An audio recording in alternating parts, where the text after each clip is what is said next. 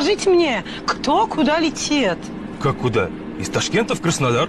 Подождите, а я в Турцию. А чё хвастаешься? Ты что, не видишь, люди в Краснодар летят? Что выпендриваешься?